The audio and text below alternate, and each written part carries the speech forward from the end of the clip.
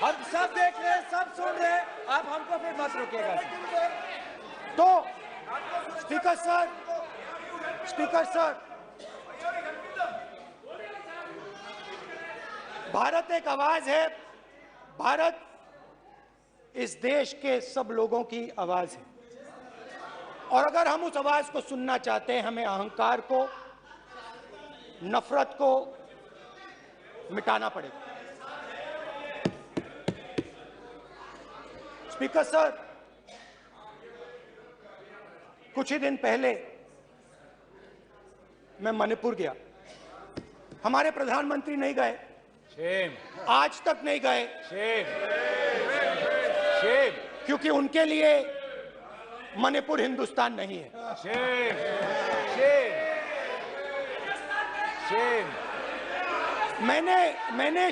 मैंने मणिपुर शब्द प्रयोग किया, मगर आज की सच्चाई यह है कि मणिपुर नहीं बचा है। मणिपुर को आपने दो भाग में कर दिया है, मणिपुर को आपने बांट दिया है, तोड़ दिया है। मैं मणिपुर में रिलीफ कैंप्स में गया। रिलीफ कैंप में आज जा रहा हूं।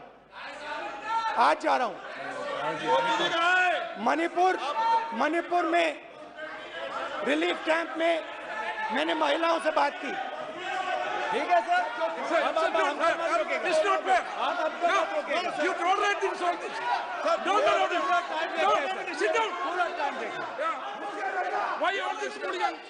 कर देखेंगे। प्रधानमंत्री की बात नहीं करेंगे सर, ऐसे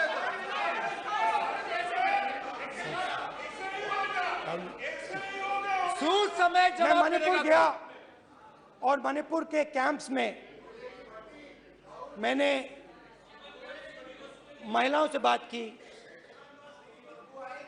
बच्चों से बात की, जो हमारे प्रधानमंत्री जी ने आज तक नहीं किया। एक महिला मुझे कहती है, मैंने उनसे पूछा, बहन क्या हुआ आपके साथ?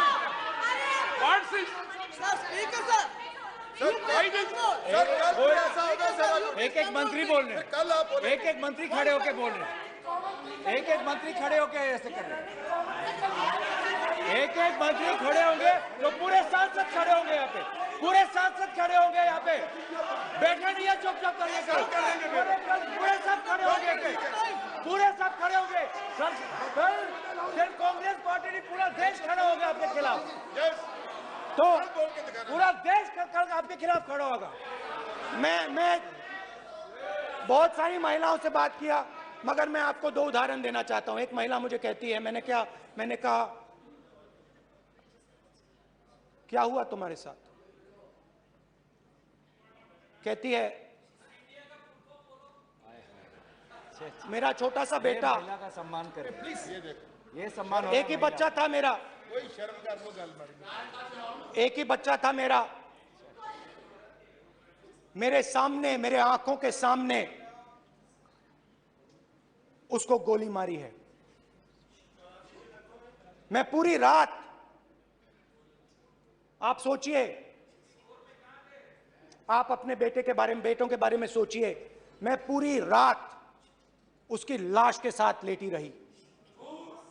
झूठ नहीं, झूठ आप बोलते हो, झूठ मैं नहीं बोलता हूं। मैं पूरी रात उसकी लाश के साथ लेटी रही, और फिर मुझे डर लगा, मैंने अपना घर छोड़ दिया, जो भी मेरे पास था वो मैंने छोड़ दिया। मैंने उनसे पूछा, कुछ तो लाई होगी? कहती है, नहीं, सिर्फ मेरे जो कपड़े हैं ये मेरे पास हैं। और फिर इधर उधर ढूंढती है और एक फोटो निकालती है और मुझे कहती है, यही मेरे पास अब बची है।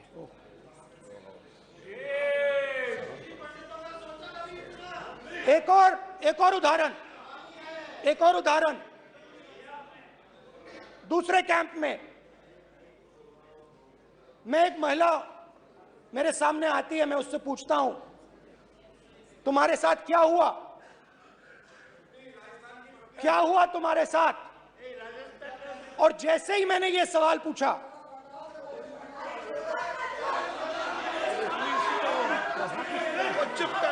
जैसे ही मैंने ये सवाल पूछा,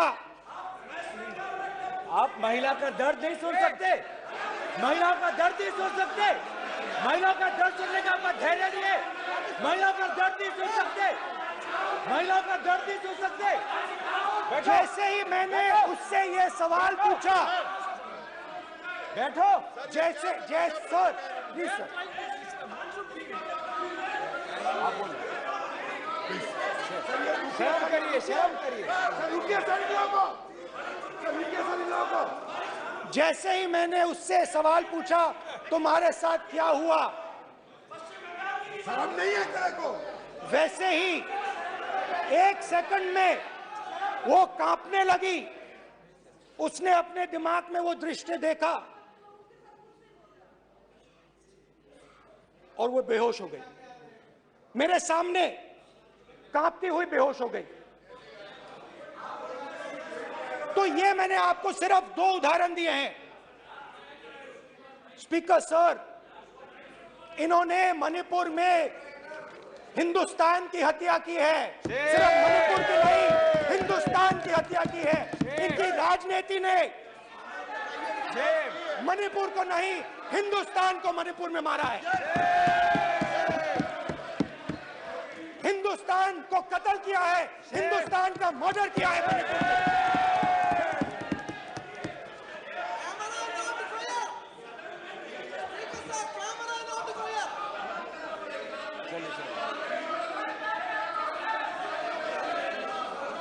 अरे 2 भाग किए हैं, शर्म करिए जी।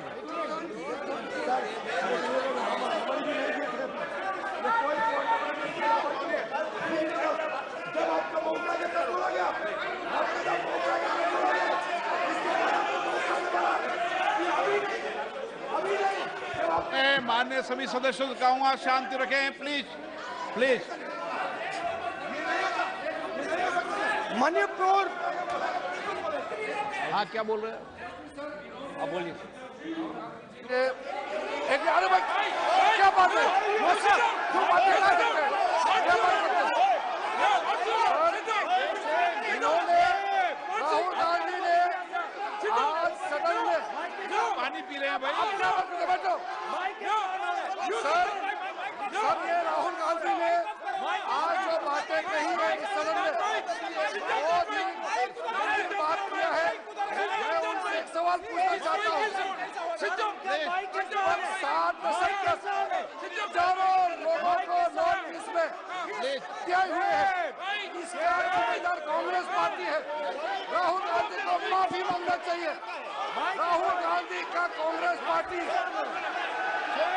7 साल से ज्यादा इस देश को शासन किया है, नॉर्थ ईस्ट को इन्होंने खत्म किया है। आज नॉर्थ ईस्ट में जितना मिलिटेंसी है ये कांग्रेस पार्टी ने पैदा किया है। क्या बात करते हैं? प्रॉब्लम क्या बात करते हैं? आज नॉर्थ ईस्ट में सारा मिलिटेंट ग्रुप है, सारा कांग्रेस पार्टी की वजह से चला हुआ है।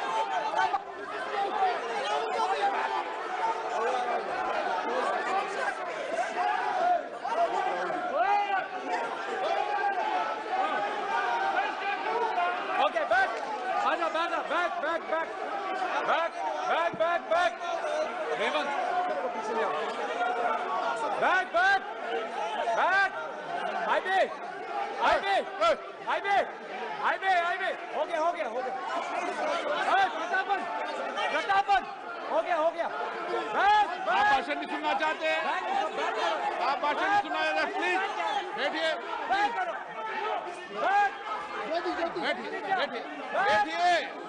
प्लीज बैठिए, प्लीज बैठिए, प्लीज बैठिए।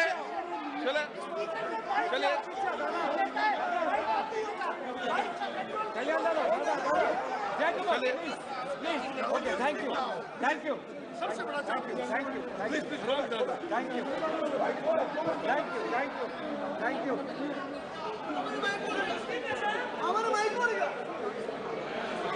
एक मिनट बैठिए, बैठिए एक मिनट प्लीज, प्लीज बैठिए, प्लीज बैठिए, please please Baluji, please please Baluji, please Baluji, please Baluji, please please एक मिनट प्लीज प्लीज बैठिए।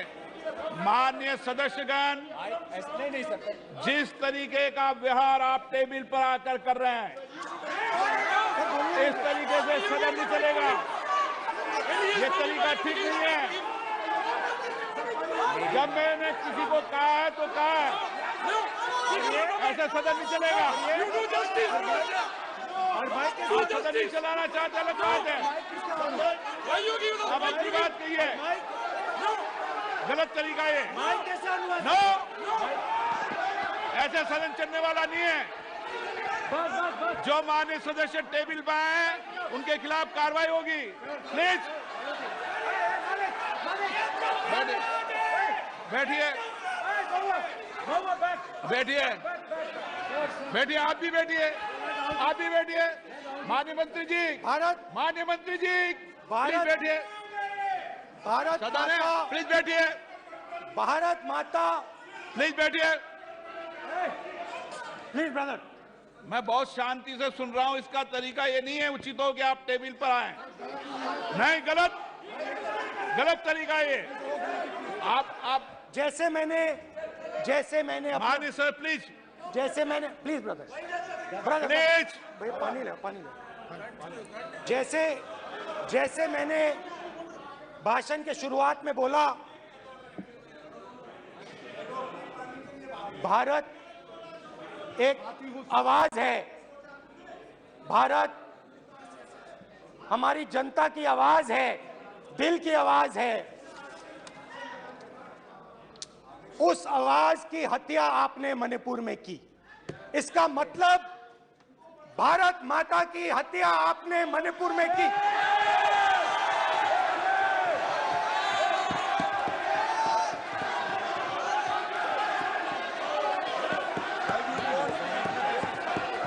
भारत माता को आपने मणिपुर के लोगों के मारा। आपने मणिपुर के लोगों को मारकर भारत की हत्या की है। आप देश द्रोही हो, आप देशभक्त नहीं हो, आप देश प्रेमी नहीं हो, आप देशद्रोही हो। आपने देश की हत्या मणिपुर में की। प्लीज प्लीज एक मिनट, प्लीज प्लीज बैठिए, प्लीज प्लीज बैठिए। अब सवाल आप उठता बैठना है, चाहते नहीं बैठना चाहते, आप बैठना चाहते नहीं बैठना चाहते। इसीलिए आपके प्रधानमंत्री मणिपुर में नहीं मैं जा आप सकते बैठिए, आप हैं, क्योंकि उन्होंने प्लीज देश की हत्या की है। मणिपुर में हिंदुस्तान की हत्या की है, भारत माता की हत्या की है। मणिपुर के लोगों के दिल में। प्लीज एक मिनट बैठिए। आप एक तो मिनट सवाल बैठिए। उठता है, एक मिनट बैठिए, एक मिनट। आप भी विराजे, आप भी विराजे, आप भी विराजो, आप भी विराजो। आप बैठिए सही, नहीं बैठिए रहने दो। आप बैठिए, बैठिए आप प्लीज, बैठिए आप प्लीज। आप बोल रहे हैं फिर। आप भारत माता के रखवाले नहीं एक हो, मिनट माननीय सर। आप भारत माता के हत्यारे हो। प्लीज माननीय सदस्य, प्लीज प्लीज माननीय सदस्य, please please please please please देखिए माननीय सदस्यगण, प्लीज प्लीज। माननीय सदस्यगण, भारत माँ हमारी माँ है। हमें सदन में बोलते समय संयम बरतना चाहिए। मेरा अपनी माँ की हत्या की बात कर रहा हूँ मैं। मणिपुर में अपनी माँ की हत्या की बात कर रहा हूँ मैं। आदर से बोल रहा हूँ। आपने मेरी माँ की हत्या की मणिपुर में। एक मेरी माँ यहाँ बैठी है, दूसरी माँ को आपने मणिपुर में मारा है।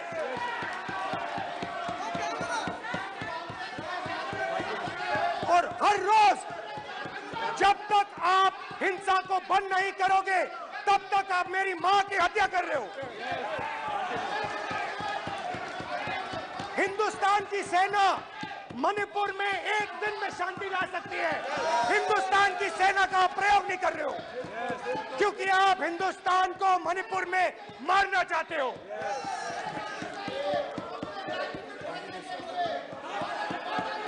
तो अगर नरेंद्र मोदी जी हिंदुस्तान की आवाज नहीं सुनते हैं, अगर हिंदुस्तान के दिल की आवाज नहीं सुनते हैं, तो किसकी आवाज सुनते हैं? दो लोगों की आवाज सुनते हैं, इसकी आवाज सुनते हैं, इसकी आवाज सुनते हैं और इसलिए सुनते हैं। नो, एक गलत तरीका माननीय सदस्य। देख लीजिए अडानी जी के लिए मोदी जी ने क्या काम किया है, देख लीजिए। ये पहले आप क्वेश्चन लेने आए, गलत तरीका आपका। माननीय सदस्य, आपका गलत तरीका है।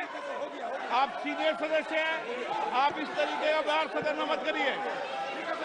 आप बात करिए, लेकिन इस तरीके से क्वेश्चन लाना ये उचित नहीं है किसी तरीके से। रावण दो लोगों की सुनता था,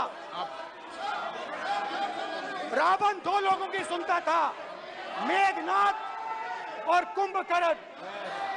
वैसे ही नरेंद्र मोदी दो लोगों की सुनते हैं, अमित शाह और अडानी। भाई और बहनों, लंका को हनुमान ने नहीं जलाया था, लंका को रावण के अहंकार ने जलाया था। प्लीज माननीय सदस्य, आप संयमित बोले। आप ये सदन है, आप तरीके से बोलिए। माननीय राम सदस्य ने रावण को नहीं मारा था, रावण के अहंकार ने रावण को मारा था। आप पूरे देश में केरोसिन फेंक रहे हो, पूरे देश में आप केरोसिन फेंक रहे हो।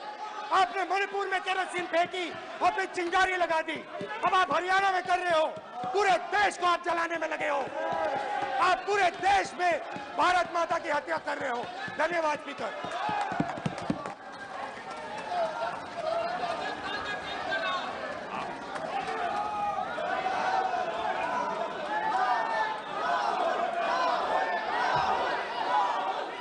आप सदन में किस तरीके का बोलना चाहते हैं? ये सदन है माननीय सदस्य, संसद है। प्लीज बैठिए, प्लीज बैठिए, प्लीज बैठिए।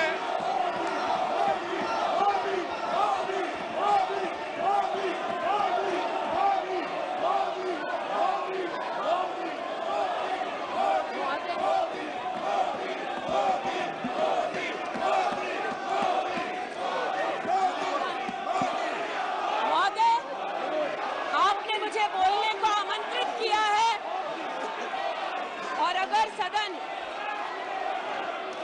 विशेषतः विपक्ष मेरे वक्तव्य को सुनने का धैर्य रखे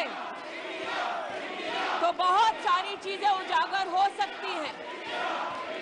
you are not India, for India is not corrupt. India believes in merit and not dynasty, and today of all the days people like you need to remember what was told to the British: quit India, corruption quit India, dynasty quit India, merit now finds place in India. अध्यक्ष महोदय, सबसे पहले आपकी पीठ पर, आपके आसन पर जिस प्रकार का आक्रामक बर्ताव आज देखा गया, उसका मैं खंडन करती हूं। पहली बार राष्ट्र के इतिहास में भारत मां की हत्या की बात की और कांग्रेस पार्टी यहां पर तालियां बजाती रही। जो भारत की हत्या की बात पर कांग्रेस पार्टी ने ताली पीटी आज इस सदन में, इस बात का संकेत पूरे देश को दिया कि मन में गद्दारी किसकी है। मैं आज हिंदुस्तानी होने के नाते कहती हूं, मणिपुर खंडित नहीं है, विभाजित नहीं है, मेरे देश का अंग है। मैं इनसे पूछती हूं, इन्हीं की अलायंस के एक सदस्य बैठे हैं जिन्होंने तमिलनाडु में कहा कि भारत का मतलब मात्र उत्तर भारत। अगर हिम्मत हो राहुल गांधी में तो आकर भारत के ऊपर इस प्रकार का कटाक्ष करने वाले डीएमके के अपने साथी का खंडन करके बताएं। कांग्रेस पार्टी के एक नेता ने कश्मीर में रेफरेंडम की बात की। अगर हिम्मत है गांधी खानदान में तो इस सदन में और इस देश को बताए कि कश्मीर को देश से हटाने की साजिश में कांग्रेस के उस नेता का वक्तव्य क्यों है। You are not India because you define corruption in India. You are not India because you define incompetence. You are not India. एक मिनट माननीय सदस्य, ये तरीका ठीक नहीं है। सदन में नारेबाजी करना तरीका ठीक नहीं है। प्लीज माननीय सदस्य बैठिए, उनको अपनी बात कहने दीजिए। आपने अपनी बात कही है, यह तरीका ठीक नहीं है। नो गलत तरीका है आपका, नो गलत तरीका है आपका। स्मृति जी पुनः कहती हूं अध्यक्ष महोदय, शायद अपने ही कोलाहल में सुन न पाए हो।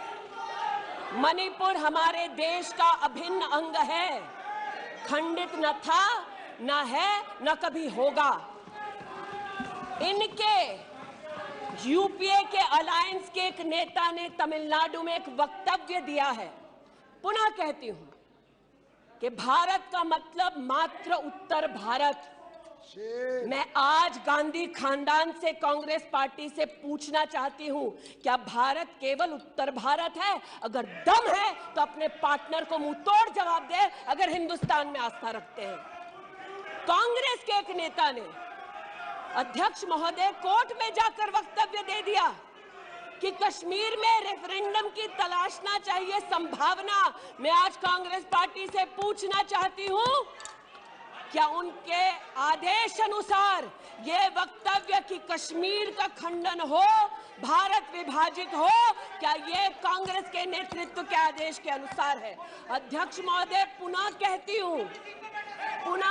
हूं, हमारे राष्ट्र के संसदीय इतिहास में आज तक भारत मां की हत्या की बात करने वाले कभी भी बैठकर मेज नहीं थपथपाते। कांग्रेसियों ने बैठकर मां की हत्या के लिए मेज थपथपाई है। ये बात करते हैं इंसाफ की, ये चेहरा धूमिल है, ये चेहरा धूमिल है।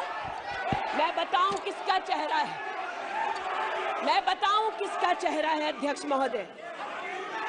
ये चेहरा है गिरिजा टिक्कू का। सुन लीजिए पंडितों की दास्तान आप भी। गिरिजा टिक्कू का यह चित्र है। 90 के दशक में एक महिला यूनिवर्सिटी में अपना पेचेक लेने जाती है। सारी बातें करूंगी। अपना पेचेक लेने जाती है, बस से घर लौटने का प्रयास करती है। उसको 5 मर्द बस से खींचकर टैक्सी में ले जाते हैं, बलात्कार करते हैं और फिर आरी से उसका बदन काट देते हैं। जब गिरिजा टिक्कू के जीवन पर एक फिल्म में एक प्रति आया, मैं आज कहना चाहती हूं कि कांग्रेस के कुछ प्रवक्ताओं ने उसको प्रोपेगेंडा कहा। सरला भट्ट, आप नहीं चाहते कश्मीरी पंडितों की दास्तान कहीं सुनाई जाए, आप नहीं चाहते वो आइडेंटिफाई हो एज विक्टिम्स। सरला भट्ट मेडिकल स्टाफ थी। 90 के दशक में उसको उसके इंस्टीट्यूट से अगवा करके गैंग रेप किया गया और सड़क के किनारे रखा गया। आज मैं पूछना चाहती हूं कि एक तरफ इनकी अलायंस के लोग हिंदुस्तान को विभाजित करने की बात करते हैं, ये आज अपने आप को इंसाफ के पुजारी बताते हैं, लेकिन मुझे बताइए गिरजा टिक्कू सरला भट्ट को कब इंसाफ मिलेगा? हर गली हर मोहल्ले में एक स्लोगन गूंजता था पंडितों के बीच, रलियू सलियू गलियू। पुनः कहती हूं, रलियू सलियू गलियू। आप चिल्लाना बंद करें, समझे पहले, रलियू सलियू गलियू। या तो अपना धर्म बदलो या कश्मीर छोड़ो या यहीं मरो। उनकी आवाज भारत की आवाज नहीं है, उनकी आवाज को आपने कभी नहीं सुना।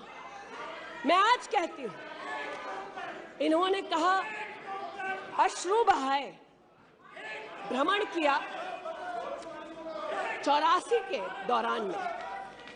मुझ जैसे कई लोग देश की राजधानी में थे और किसी का वक्तव्य ना सुने। अध्यक्ष जी, एक पत्रकार है प्रणय गुप्ता, उन्होंने लिखा कि सिख बच्चों को कैस्ट्रेट करके उनके अंगों को उनकी मां के मुंह में ठूसा गया।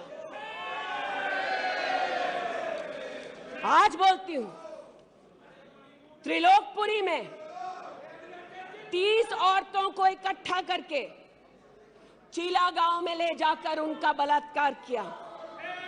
सुल्तानपुरी में एक महिला ने एफिडेविट दी है, मेरे हस्बैंड को मार दिया, बेटी को शादी से एक रात पहले उठाकर ले गए और उसका बलात्कार किया।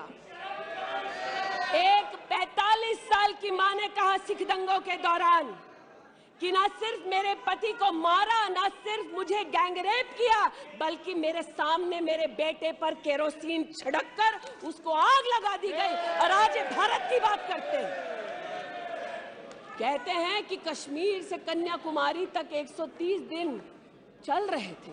मैं जोड़ों के दर्द पर भाषण नहीं दूंगी अध्यक्ष महोदय, लेकिन इतना जरूर कहूंगी कि जिन वादियों को हिंदुस्तान ने खून से सना देखा है, जिन वादियों में गोलियों की आवाजें हर दिन सुनाई देती थी, जब ये उन वादियों में गए तो जैसे कश्मीरी कहते हैं शीन जंग कर रहे थे, बर्फ के गोलों के साथ अपने के किसी परिजन के साथ खेल रहे थे। अध्यक्ष महोदय, ये तब संभव हुआ जब प्रधानमंत्री मोदी ने धारा 370 हटाई।